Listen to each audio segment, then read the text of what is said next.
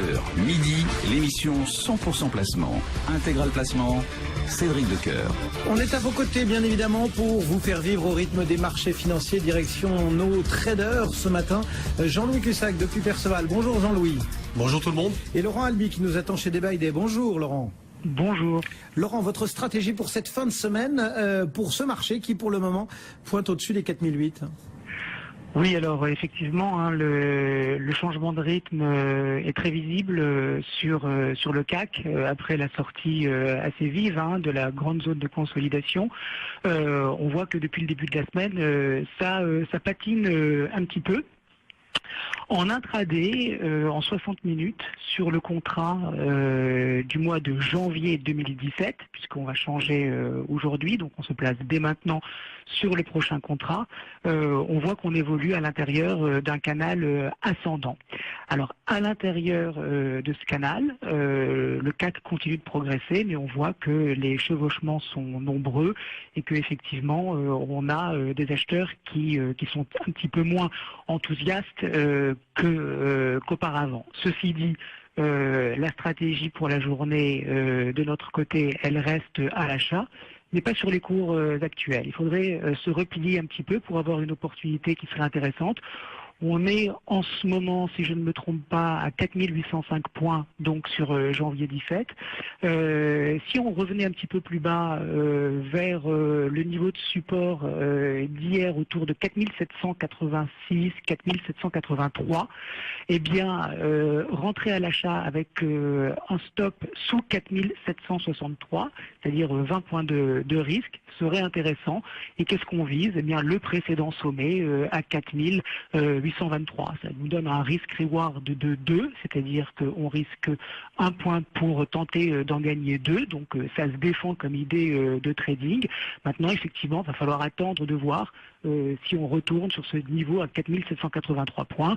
Ça, c'est une zone, 4780, 4785. Mais je pense que si le marché retournait sur ce niveau, parce qu'il est en train de consolider en ce moment, eh ben, il y aurait une idée intéressante pour accompagner ce mouvement qui reste haussier, mais qui, comme je l'ai dit au début de notre entretien, change de rythme et est un petit peu plus lent qu'en début de semaine.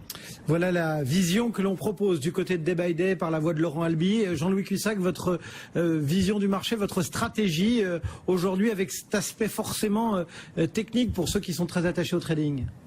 Technique, oui, avec les échéances, mais vraiment les positions ont déjà beaucoup tourné, et je vous le dis chaque mois.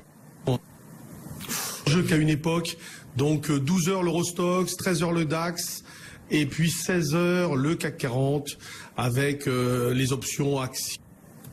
Jean-Louis, on vous entend très très mal là, visiblement petit problème de liaison. On va essayer de voir si on peut vous retrouver peut-être par téléphone. En attendant, un petit regard sur l'indice et les différents palmarès. Le CAC 40 donc 4812 points, on est en baisse de 0,15%. On a un Eurostoxx 50 qui baisse de 0,2%. Nokia, Renault et Kering pour les trois plus fortes hausses. Sanofi, Lafarge et Air Liquide pour les plus fortes baisses. Ça, ce sont pour les valeurs de l'indice CAC 40, coup d'œil également sur les valeurs hors CAC, Vallourec qui progresse de 2,6% et SES qui perd de 18% du côté des devises. L'eurodoll est à 1,0438. Est-ce que Jean-Louis Cussac nous entend par téléphone? Jean-Louis? Oui, très bon. Alors, bon, vous nous donniez les horaires des différentes sorcières, on les baptise comme ça sur le marché, qui vont balayer la cote au cours de la journée. Voilà, donc l'Eurostoxx 12h avec la moyenne des 10 dernières minutes, 11h50, 12h, vous allez voir à ce moment-là les volumes en très grosse augmentation sur Sanofi, Total, qui compose l'Eurostoxx. Ensuite 13h, bon là c'est vraiment le DAX, et ça c'est vraiment une échéance particulière le DAX. C'est 13h, 13h05 pondéré par le volume. Il vaut mieux en général ne pas y participer parce que c'est vraiment parfois un peu un coup de dé. Et puis ensuite 16h le CAC 40 avec la moyenne des 20 dernières minutes, là il n'y a pas de problème.